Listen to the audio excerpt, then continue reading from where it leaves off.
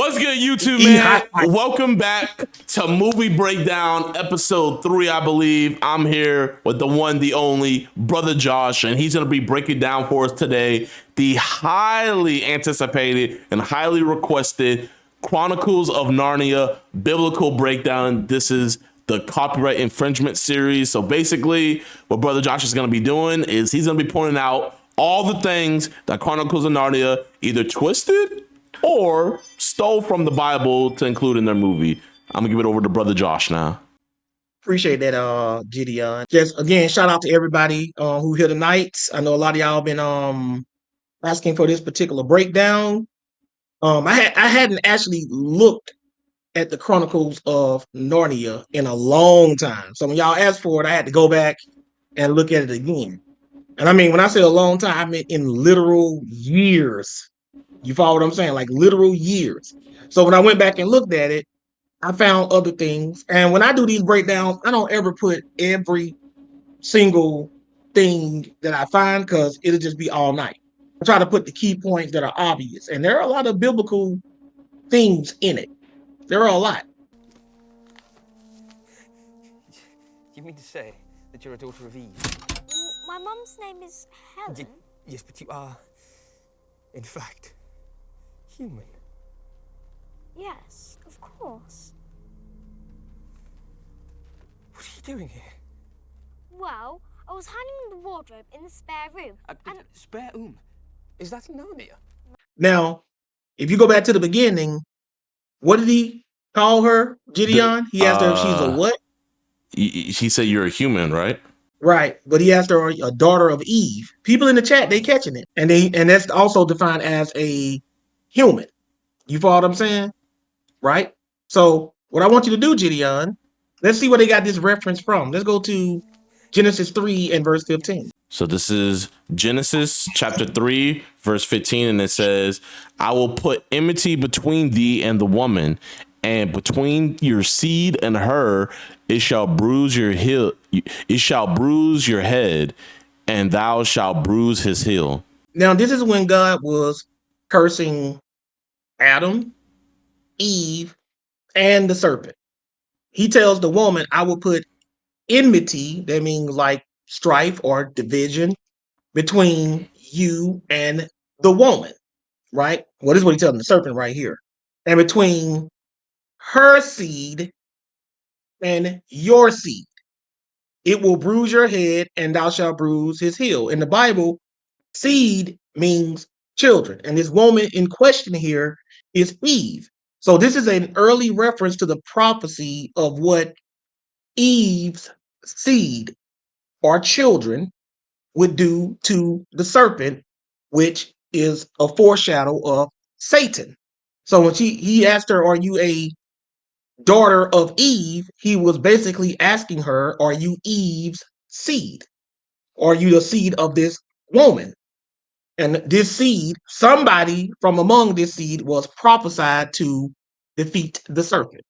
But go to Genesis 3 and 20. I don't want to skip anything. Go to Genesis 3 and 20. This is Genesis chapter 3, verse 20. And Adam called his wife name Eve because she was the mother of all living. So now you also learned that the name Eve is a name that Adam came up with.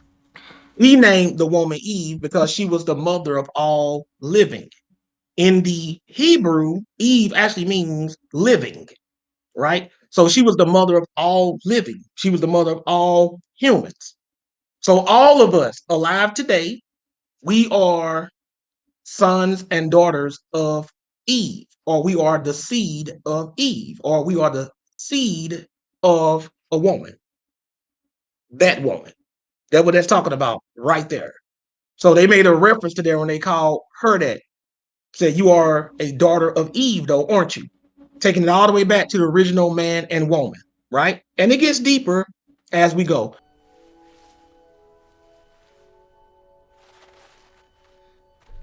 What is your name, son of Adam?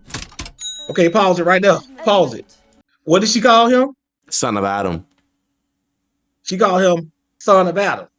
Now, this is supposed to be the Chronicles of Narnia. Why is one girl called the daughter of Eve? That's from the Bible. And one boy, his name is Edmund, he is called the son of Adam, right? So that's a reference to Adam and Eve. Do you see that she called him the son of Adam? Now you can stop it right there because that was the point. But what I want you to do now, the scripture reference, read Deuteronomy 32 and 8. Deuteronomy chapter 32, verse 8. When the Most High divided to the nations their inheritance, when he separated the sons of Adam, he set the bounds of the people according to the number of the children of Israel. And this is a reference to the Tower of Babel, when God divided the nations according to the different languages, right? But notice what it says. When the Most High divided the nations their inheritance, when he separated the sons of Adam. And by the way, GiDeon, what kind of parallelism is this? In Deuteronomy 32 and 8. According to synonymous. Synonymous, because when it says when the Most High divided, that's parallel with separated. And the nations is parallel with the sons of Adam. In other words, all of us in mankind are the sons of Adam. In the Bible, when it says sons of, sometimes it means the whole human race, but she's speaking to him individually. And this is showing you that individually, men are the sons of Adam. And women are the daughters of Adam, and women are the daughters of Eve, and men are sons of Eve. But if you notice, she's addressing them in biblical terms. Y'all notice that? She's saying, she's not like, who are you? She's like, daughter of Eve, son of Adam. Who are you? These are heavy biblical terms that she's using. And she's a witch, by the way. Does anybody know what the Bible says about witches? It's what a you sin. should do to them? It's a sin, but what was the penalty? Oh, kill them. You're For supposed being to stone them. Yes, death. It said, you shall not suffer a witch, which means allow a witch to live. Sorcery and all of that stuff is considered wicked, and she is a witch. But do you notice something about this witch, this evil witch, that's different from most witches you see in other movies? She's in all GiDeon, white. what's different between her? She's in all white. And she got Why do y'all dreads. think they have? Yeah. She got dreads too. So she's cultured a little bit. Mm-hmm. Yep. But why do y'all think they got her wearing all white instead of the typical black that witches wear? Why do you think that, GiDeon? Is it because they're trying to Deception. say? Somebody said deception. Oh, Somebody said deception. they beat me too. That's one. That's actually. But I'm looking for something a little bit more precise. Do anybody remember where Paul said about Satan that even somebody put it in angel of light. Somebody make it look like an angel of light. See, these people, they've been reading GiDeon. They know. So she's trying to come looking deceptive. She's not coming with the typical, black robe and pointy black hat and the broom. No. This woman, you would look at her and you would not think she's evil. Mm-mm. She looks like she has pure intentions. She speaks pleasantly. She's also kind of a false prophet, too. She lies and she deceives, right? Because she deceived Edmund. If y'all remember this movie, she deceived Edmund. She seduced him. Like for almost the whole movie, he was under her spell. Not literally, of course, but, he was just really stuck on her. Do y'all see how they have this set up? But it's something else I want y'all to notice about this woman, because y'all know she represents Satan. She represents the devil in this movie. That's what she represents. But let me show you something else. Now, GiDeon, you seen that, right? Do you see the link that I got included? Yes, sir. Now, her name, it hardly ever mentions her name, but her name is Jadis. That's her name. They usually just call her the White Witch, but her name is Jadis. Click on that link or copy and paste it, GiDeon, and if you can, share your screen on what you find. What does the name Jadis mean? Jadis, meaning long ago, once, yesteryear, witch. It says the name, it says it's of Turkish origin. It says it means long ago, once, yesteryear. It also means which. Now, let me ask y'all a question in the chat. If her name means long ago, what is it saying about her? What is it saying about her? I She's want to see been how around the for a thinking people while. are. She's been around for a while. She's old, right? She's old. Now, go to the scripture reference I have there. So this is Revelations chapter 12, verse 9, and it reads, "And the great dragon was cast out, that old serpent called the devil and Satan." Now, that what serpent? That old serpent called the devil and Satan. Now, do me a favor. Read the same thing in the CSB. This is the Christian Standard Bible, Revelation chapter 12, verse 9. "So the great dragon was thrown out, the ancient serpent who is called the devil and Satan." And what does the name Jadis mean? Means old. Long ago. Old. Long ago. If something is ancient, doesn't that mean it was around long ago? Yeah. And that's what that means. So they picked this name, the guy who wrote the book, he picked this name because it means old, yesteryear. Why? Because she represents Satan, and Satan is called that old serpent, meaning he's been around for a long time. That's what that's talking about. And they throw this stuff right in your face. And as kids, when we watch this, we don't think about stuff like this. We're just enjoying the movie. But he is cleverly telling the story of the Bible using allegories and talking animals and all of this stuff, which is what he sought out to do. But so already we see that this woman is coming out trying to deceive, right? Yeah. Wearing all white, talking all polite. I ain't even try to rhyme, but I did. Wearing all white, talking all polite, right? Offering you things, right? Trying to deceive and seduce. That's why Brother Josh don't fall for the polite talk and the courtesy. I'm still gonna see if you full of it, right? So far we see already this is what's going on, right? But let's move on. Aslan is on the move.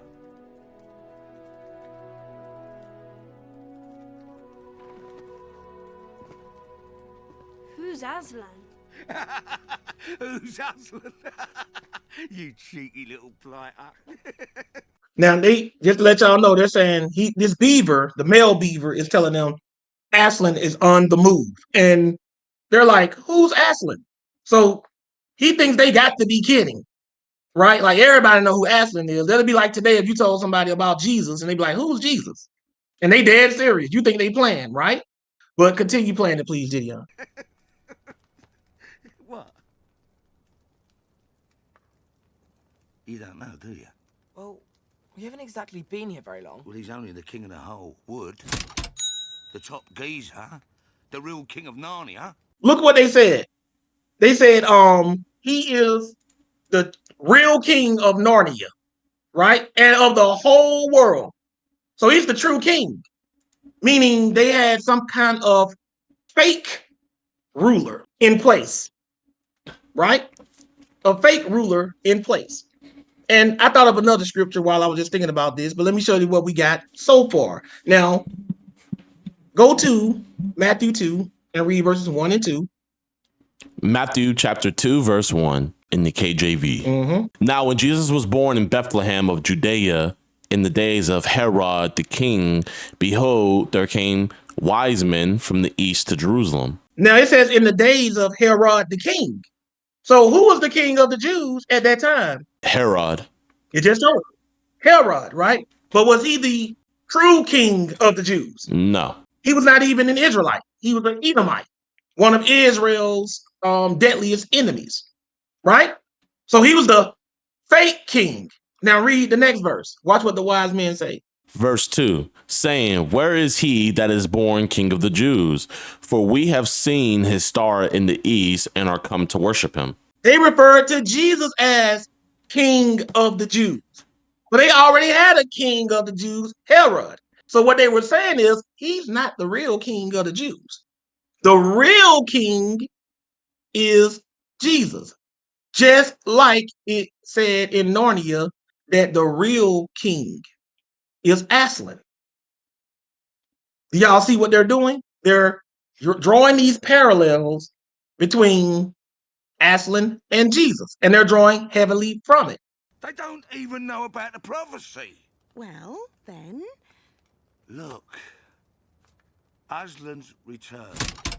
Thomas' arrest, the secret police, it's all happening because of you. You're blaming us. No, not blaming. Thanking you. Look at what they said right there. Right? They said, are you blaming us? Said, no, we're not blaming you. We're thanking you. Now, this was a prophecy of him coming back, right? Now go to Acts and let's see what it says right here. This is a prophecy too about Jesus' second return. This is Acts chapter 1, verse 9. And when he had spoken these things, while they beheld, he was taken up, and a cloud received him out of their sight. And while they looked steadfastly toward heaven as he went up, behold, two men stood by them in white apparel, which also said, You men of Galilee, why stand you gazing up into heaven? This same Jesus, which is taken up from you unto heaven, shall come in like manner as you have seen him go into heaven. So there was a prophecy that the angels told about Jesus, right? They said this same Jesus that you seen go up into heaven shall so return in what? What did it say, JiDion? The shall so return, shall come in the manner as you seen him go into heaven. He'll come in like the manner as you see him go. So how did he leave? He left on a cloud. He left in a cloud. So it's telling you this is a prophecy. They're talking about the second return. So if he left in a cloud, how's he going to return? He's gonna return on a cloud. So that right there is telling you a prophecy. These angels are giving the disciples a prophecy about the second coming of Jesus. In the Chronicles of Narnia, they're saying that Aslan is the fulfillment of that because he's not returning, he's back. Do you see that? It said he's back. So when these kids came on the scene, they are witnessing the second coming of Aslan. A lot of stuff was already playing out before they got there. You understand, JiDion? Yeah. A lot of stuff was already playing out. So by the time they showed up, he was already back. Now imagine this, right? Imagine this, you're born in a time period right when Jesus comes back. Imagine that. You don't know anything about this, like you're 17 or 18, we'll say like in 2030, 2030. And you're thrown right in the middle of this, right as Jesus comes back, and you're playing a key role in it. They didn't know anything about this. All of this stuff was already in motion. So they were around, they showed up on the scene just in time to witness the second coming of Aslan. Yeah. That's crazy. And don't even know who he is. Ain't never even heard of him. Right? Ain't never even heard of him. That's what I want a lot of people to understand. See, God can use you whether you even know who he is or not. He can still use you. And he can throw you right into the middle of the mix. Right? Right in the middle of it. Even if you don't know anything about it. That's what he did with them. He threw them right in the middle of it. They were like, who was that? How in the world are you going to be the key to the prophecy, right? Fulfilling it, and you don't even know nothing about it. That's how God do sometimes. He just takes some random person, throw them right in the middle of it, and you the key to it, and you didn't even know anything about it prior to it. See, that's what we need to be thinking about. That's also the message that is trying to tell you in this movie too, that anybody can be used. And think about it, y'all. We're talking about a war that they were going to. Think about that. Who would think 4 children would be the turning point of a war? Who would think that? Nobody. But then again, who would have thought that a little boy with a sling and a stone would be able to slay a whole giant? Who would have thought that? Do you see how they're trying to show you the children? And why the children, JiDion? Because Why they're does the the most Chronicles humble. of Narnia? There you go. That's why they use children. They could have told this same movie, and guess what they could have did? They could have put 4 adults there. Why did they use children? Because what did Jesus say about the children? You did a video on it. The children will be the ones that entered. Unless you become like a child, you will not enter into the kingdom of heaven. Unless you become like a child, you shall not enter into the kingdom of heaven. Remember that, JiDion. But let's move on. This way for your num-nums. Morgan?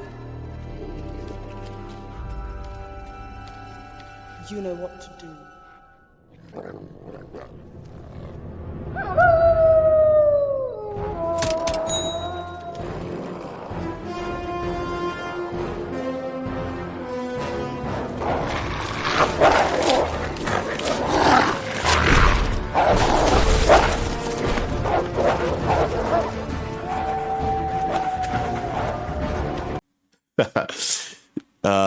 Okay. The wolves coming to attack the sheep.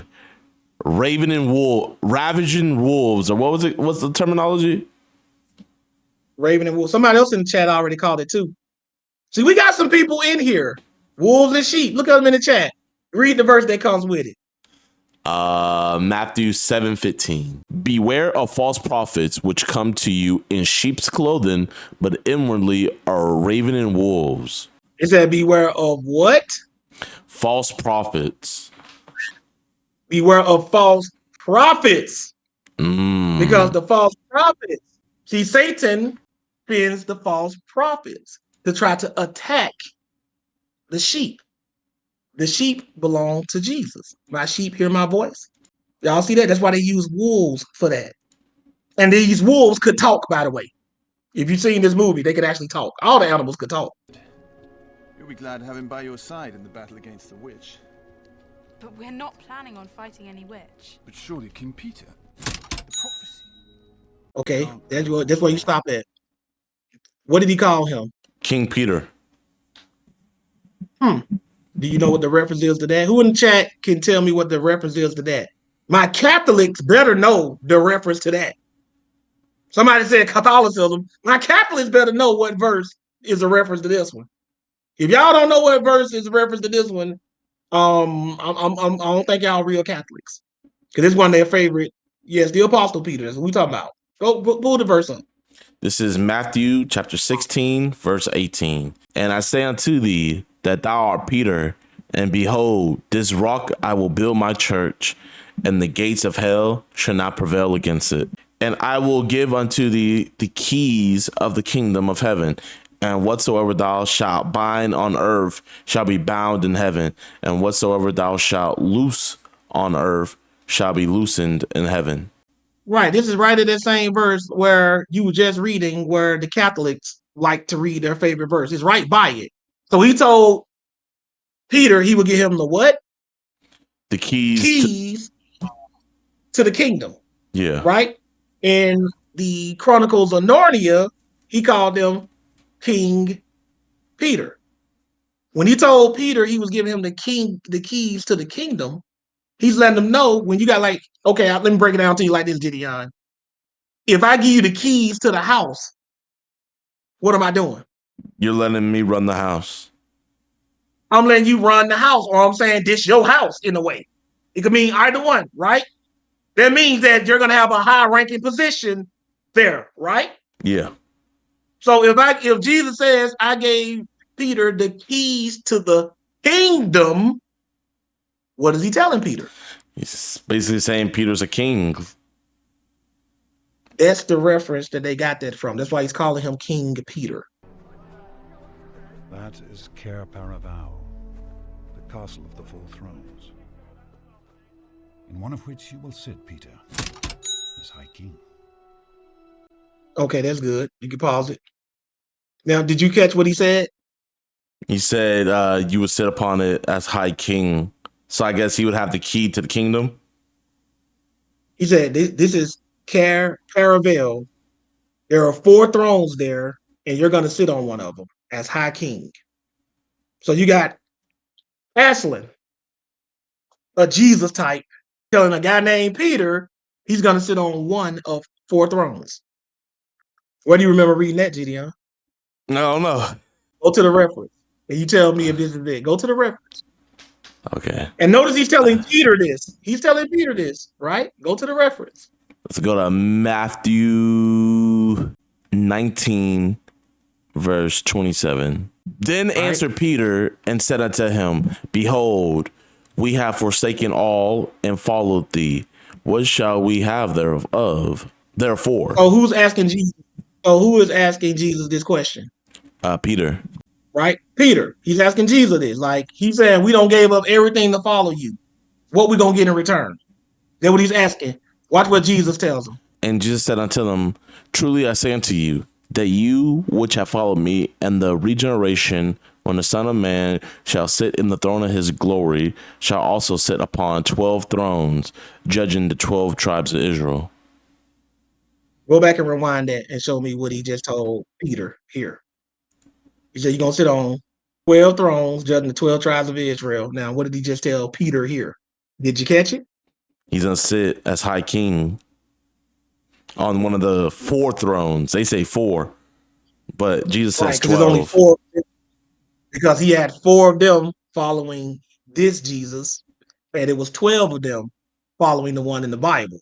But the point is, you got a Peter being told by a Jesus that he's going to sit on a throne. Despair.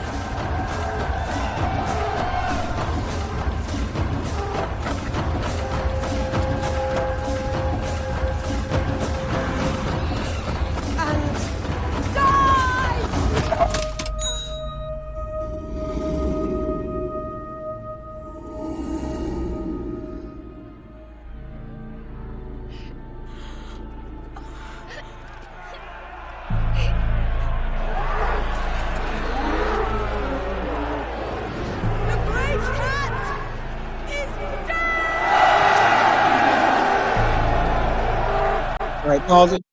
Now you see, now they've killed him. And they didn't just kill him. They killed him in a ritualistic way, like a ceremonial sacrifice. That's why they put him on that stone table, as they call it. Now I had him skip past that part, but before she killed him, she was whispering to him and she said something like, "Where's your love now?" Right? And in the background, as y'all can see, the 2 girls, Lucy and Susan, they're crying and weeping as all of this is going on. Right? So this is a direct parallel to Jesus' crucifixion. Do everybody see that? Yeah. And then somebody in the audience said the girls go to the lions afterwards. You see how the reason why we do these breakdowns like this is because you've seen these movies before. But now when we do it like this, y'all can predict if you remember the movies, and then the girls go to the lions afterwards, just like the women went to Jesus afterwards.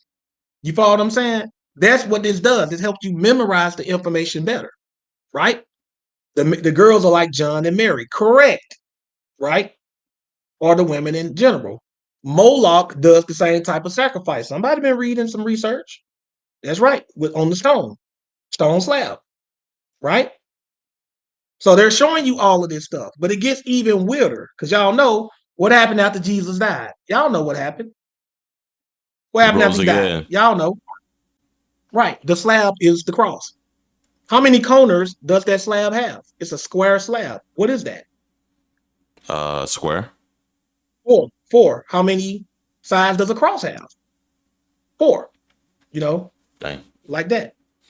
So they're putting them on like cross. It's like symbolic of a cross, right? So that's what they're doing to him. They're crucifying him, right? So y'all know the resurrection comes next. And there's other people in the chat, they point out stuff that I knew, but I ain't put in there, like the slab cut in half, like the temple curtain cut in half when Jesus died. The veil of the temple or the curtain of the temple. See, y'all been like I said, man, when you go back and you look at this stuff, it starts coming back to you. 1 Corinthians 5, verse 7. Purge out, therefore, the old leaven, that you may be a new lump, as you are unleavened, for even Christ our Passover is sacrificed for us. That's it. Even Christ our Passover is sacrificed for us. To all of Paul's Jewish listeners who heard him say that, They understood that to call Christ the Passover was to say that his death was a ceremonial death, because the Passover lamb was a ritualistic ceremonial death. That's what it was. So when Paul said Christ is our Passover, they knew they were saying he was sacrificed.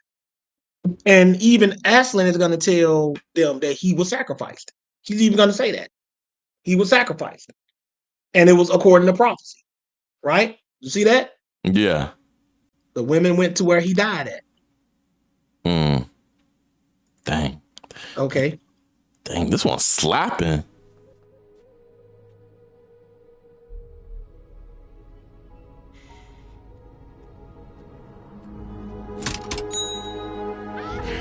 Wow. And it's what? It's early morning. Because they were there, sunrise. It was there. Remember, they got him that night, and then next morning, he's risen. And it's early morning. That's why they letting you see when the sun was coming up. Matter of fact, turn to Mark 16 and 1, I believe. I think that's the one I'm looking for. And when the Sabbath was passed, Mary Magdalene and Mary, the mother of James, and Salome had bought sweet spices that they might come and anoint him. And very early in the morning, the first day of the week, they came into the sepulchre at the rising of the sun. And they literally just came at the rising of the sun. The rising of the sun and literally the rising of the sun. Dang. Ooh, that's a crazy double entendre.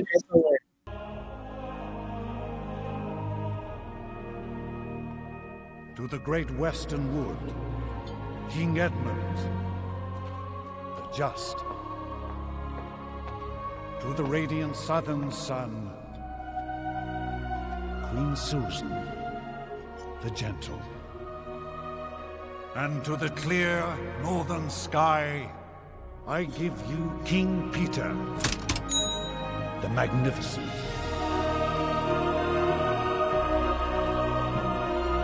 Once a king or queen of Narnia, always a king or queen. May your wisdom grace us until the stars rain down from the heavens. Long live. Ooh, until the stars rain down from, until heaven and earth pass. There you go. Good job. See? So what is that another way of saying then? So how long may they reign then? They'll reign forever. Right. I knew you were gonna catch that, JiDion. Very good. Very good. Now go to the scripture reference. Because notice what y'all tell me in the chat. What was their final reward that y'all noticed in the chat? Y'all tell me. What was their reward? Y'all tell me in the chat. What are y'all watching here? What are y'all seeing? Kingdom, thrones, exactly. Royalty, crowns, all that. Y'all can see it. It's right there. Now, what did the Bible promise us? Read that last verse. Revelations 3, chapter 21. To him that overcometh will I grant to sit with me in my throne, even as I also overcame, and am sat down with my Father in his throne. He said, now read that again one more time, just in case it went over people's head, and read it slow too, JiDion, please, sir. To him that overcometh will I grant to sit with me. Hold on, to do what with me? To sit with me. To sit with me on my throne, meaning they got to have their own throne, because it can't be no one big throne where everybody's sitting on. Yeah. Right? Because sitting with him on my throne, meaning they're going to have their own thrones. You can read that in other verses too, where it says thrones. JiDion, correct me if I'm wrong, but are they sitting on thrones with Aslan? They are. Aslan is the real king, remember? He's the real king. Why? So at the end of this movie, they got the saints who follow Jesus sitting on the throne and ruling with him and even getting crowns. The same crown that Paul talked about that we get. Wow. Right there in your face. They literally got their reward. That's what we're aiming for right there. That's what we're aiming for right there. Immortality and ruling and reigning with Jesus. They put it right in your face. Crazy, ain't it? That's a great way to end it, low key. They ended it perfectly.